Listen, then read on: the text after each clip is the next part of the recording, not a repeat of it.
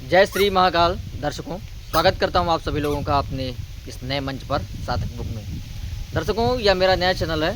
अगर आप इस चैनल पर नए हैं तो चैनल को सब्सक्राइब कर लीजिएगा और लोगों में वीडियो को शेयर करिए ताकि और लोग हमारे साथ में जुड़ें और लोगों को मैं अच्छा सा ज्ञान दे सकूं।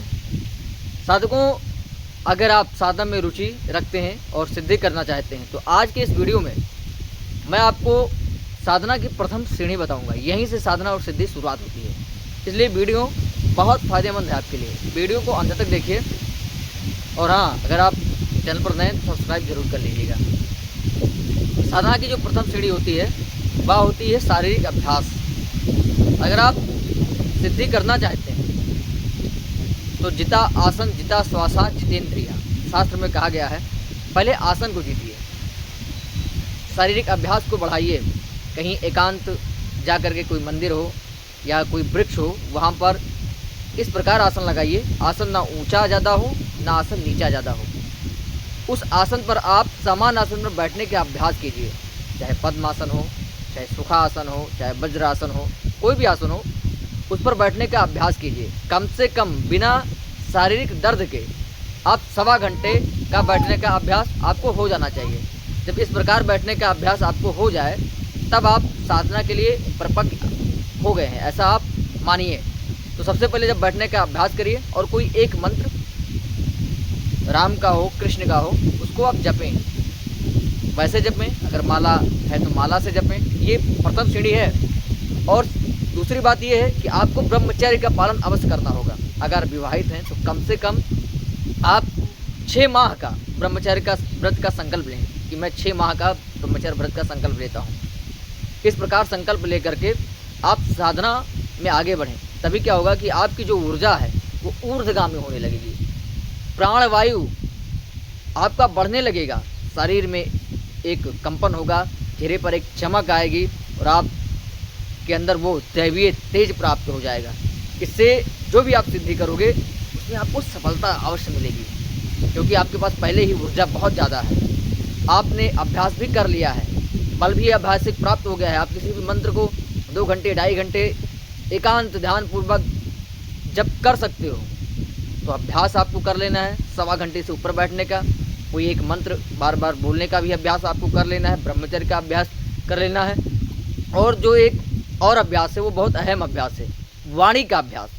आप किसी को ऐसी बात मत कहो कि किसी को बुरा लगे।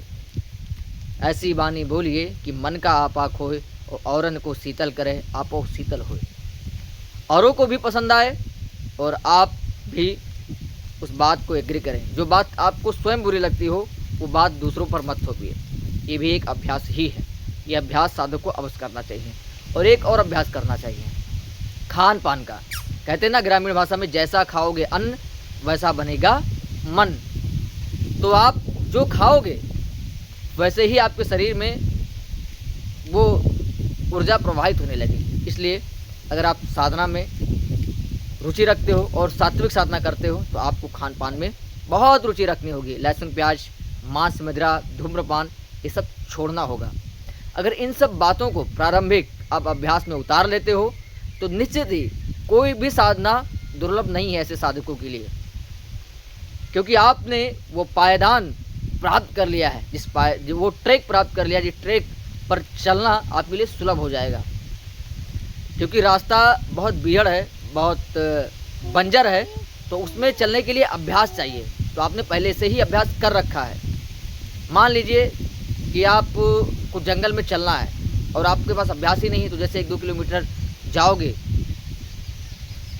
तो आप थक जाओगे, आप नहीं जा पाओगे। लेकिन अगर आपने पहले से 5 किलोमीटर 10 किलोमीटर अभ्यास कर रखा है पैदल चलने का, तो वो रास्ता आपके लिए सुलभ हो जाएगा। आप आसानी से चल सकते हो, आपको कहीं भी कोई भी कष्ट नहीं होगा। तो इन सब बातों का आपको ध्यान रखना है और असंग हो जाना है, अकेला हो जाना है, अंतर्मुखी बन जाना है, क्योंकि आप उस पारलौकिक दिव्य ऊर्जा से संपर्क साधना चाहते हैं। और जब उससे संपर्क साधना होगा तो अन्य लोगों से संपर्क तोड़ना होगा। इसीलिए शास्त्रों में कहा गया है असंग हो जाना। जिता आसन जिता श्वासा जितेंद्रिया और असंग आत्मा।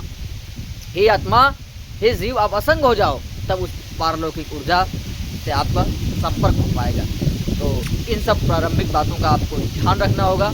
इसके बाद किसी भी मार्ग में आप चलोगे तो सिद्धि आपको अवश्य प्राप्त होगी। अगर आप भी कोई मंत्र साधना, सिद्धि या अपने विषय में कुछ जानना चाहते हैं तो डिस्क्रिप्शन बॉक्स में हमारा व्हाट्सअप नंबर दिया गया है। व्हाट्सएप पर आप मुझसे जुड़ सकते हो, जानकारी प्राप्त कर सकते हो और मैं आपको एक एक करके साधना के बारे में क्लियर कर रहा हूँ। पहले मैंने आपको वीडियो में बताया कि साधना क्या होती है, सिद्धि क्या होती है, साधना में डर क्यों होता है, साधना करने से समस्याएं क्यों आती हैं। और आज इस वीडियो में मैंने आपको बताया कि साधना की प्रथम श्रेणी क्या है। तो प्रथम श्रेणी यही है, तो मैंने इस वीडियो में क्लियर कर दिया। और आगे मैं आपको एक छोटी सी साधना देने वाला हूँ, उसको आप करके देखें, निश्चय ही आपके जीवन में चमत्कार होगा। आज के लिए इतना ही, धन्यवाद।